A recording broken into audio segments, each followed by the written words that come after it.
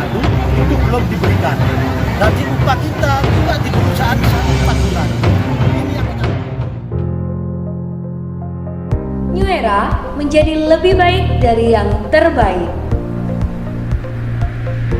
PT New Era merupakan salah satu perusahaan yang bergerak di bidang produksi alas kaki atau sepatu.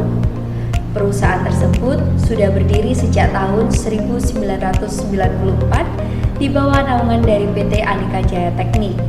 Namun, pada tanggal 12 Maret tahun 2015, PT New Era telah berpindah alih di bawah naungan PT Mustika Damajaya.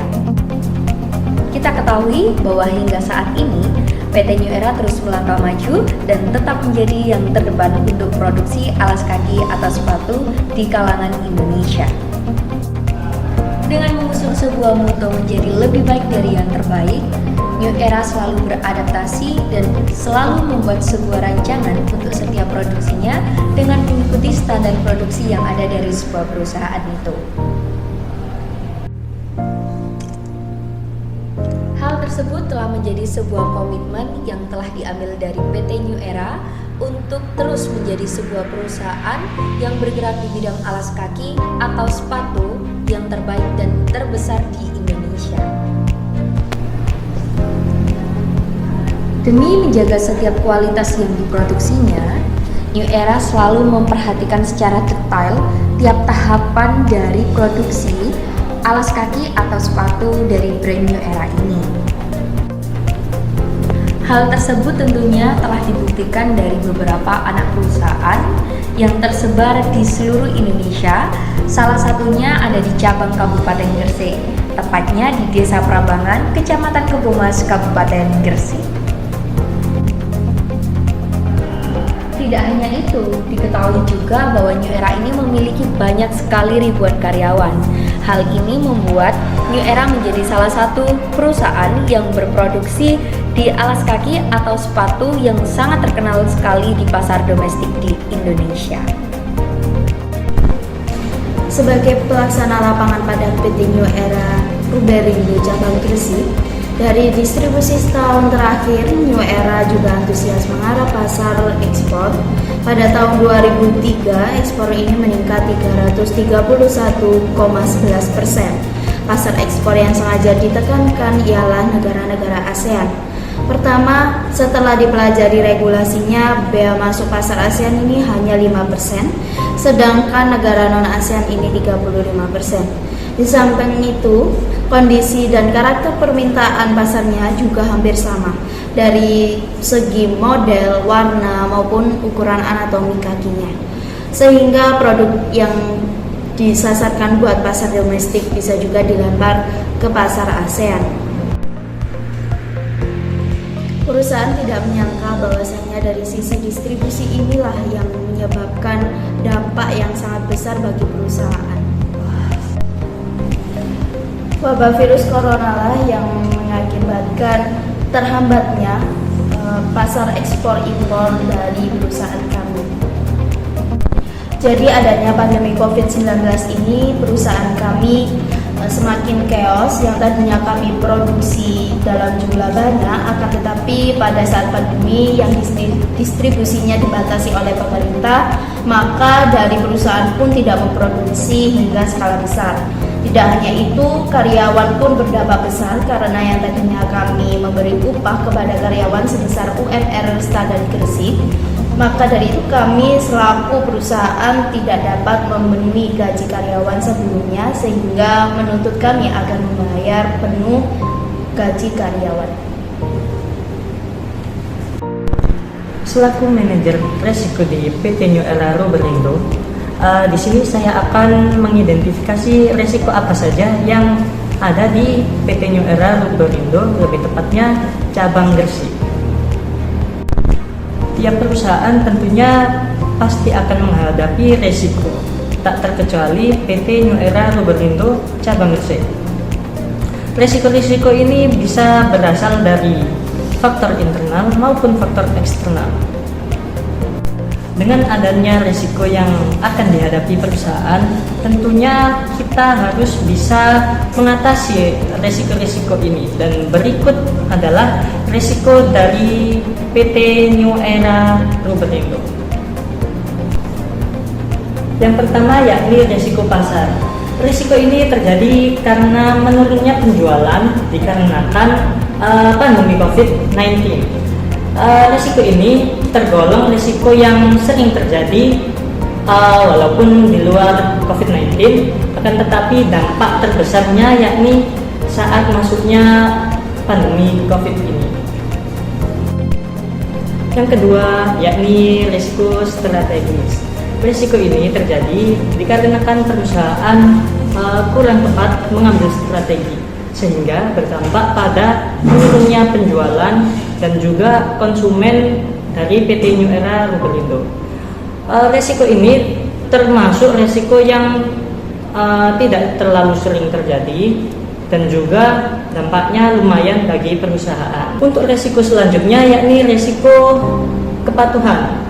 Risiko ini terjadi dikarenakan perusahaan tidak mampu membayar gaji atau upah karyawan, sehingga dampaknya yakni banyak karyawan yang terkena PHK. Risiko ini tergolong risiko yang rendah kemungkinannya terjadi, akan tetapi dampaknya begitu besar terhadap kelangsungan perusahaan. Dan untuk risiko yang terakhir yakni risiko hukum.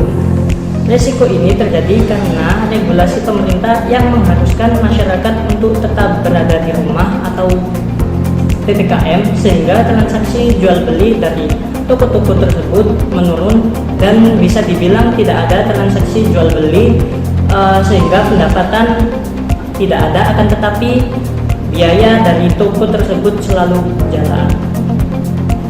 Risiko ini tergolong risiko yang jarang terjadi, akan tetapi dampaknya sangat besar bagi kelangsungan perusahaan. Pertama yakni internal environment atau lingkungan internal. Nah, lingkungan internal ini sendiri yakni lingkungan yang berasal dari dalam perusahaan, seperti contohnya karyawan, kemudian manajer, lalu owner, dan juga pemegang saham. Kemudian untuk yang kedua yakni objective setting. Nah, di sini PT New Era memiliki visi misi yang mana visi perusahaannya yakni menjadi perusahaan nomor 1 di Indonesia dengan dalam bisnis alas kaki, yakni sepatu, yang didukung oleh misi perusahaan yakni memaksimalkan laba, kemudian mengurangi biaya, dan juga membuat produk alas kaki yang nyaman dengan desain yang kimia. Selanjutnya yakni identifikasi kejadian. Dapat kita ketahui PT New Era mengalami beberapa masalah. Masalah ini bisa berasal dari lingkungan eksternal maupun lingkungan internal. Adapun yang berasal dari lingkungan internal yakni perusahaan itu gagal bayar karyawan akibat menurunnya pendapatan dari penjualan produk alas kaki atau sepatu.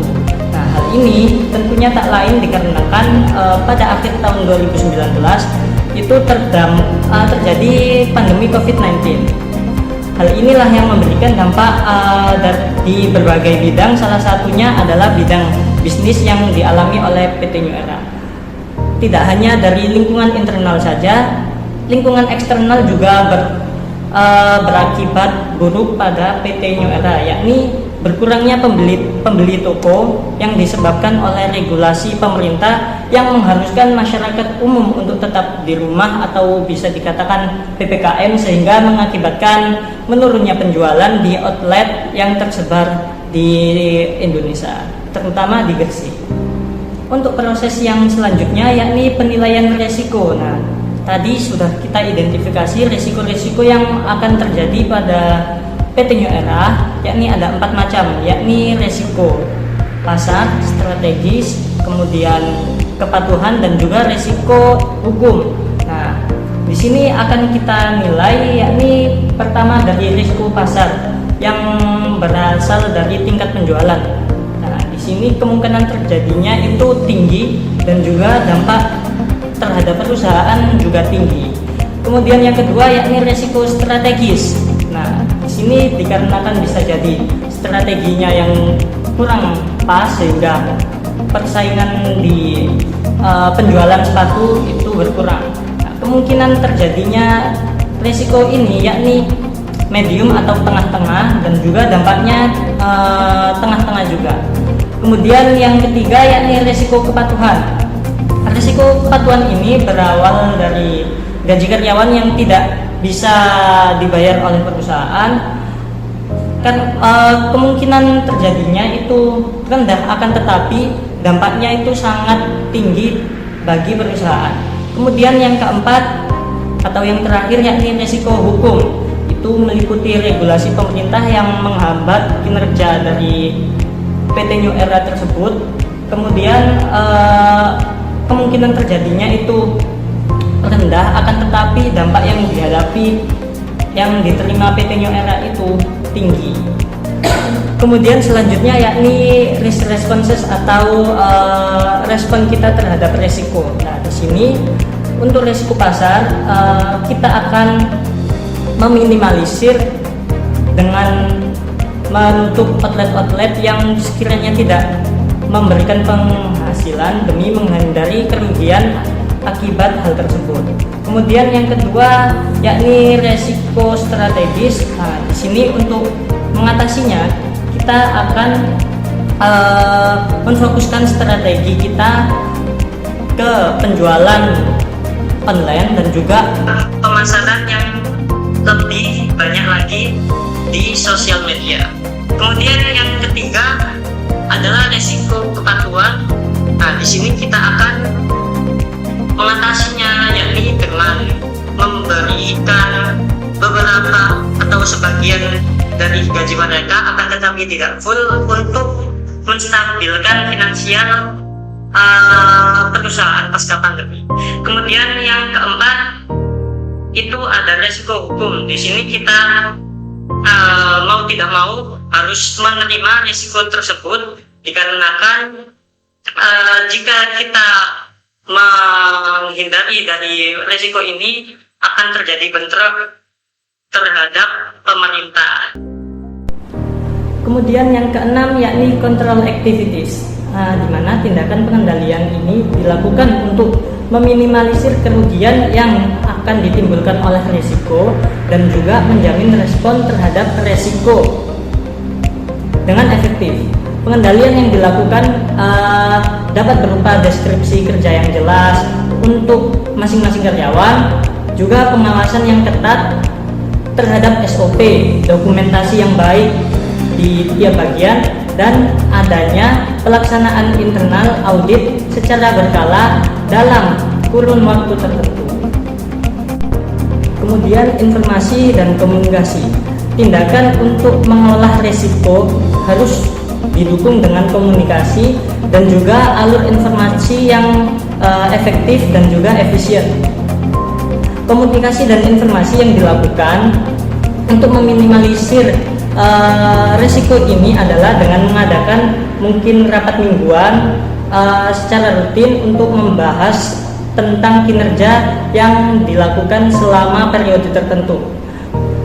Dan penting juga untuk melakukan pembinaan komunikasi dan penyampaian informasi yang transparan dengan para pemegang saham agar tidak terjadi kesalahpahaman. Kemudian yang terakhir yakni monitoring. Nah, monitoring ini dilakukan oleh direksi dengan berkala secara langsung maupun tidak langsung. Kalau secara tidak langsung itu biasanya melalui manajer per divisi. Nah, di sini akan apa saja yang dipantau yakni dari segi finansialnya, dari SDM-nya maupun kinerja operasionalnya.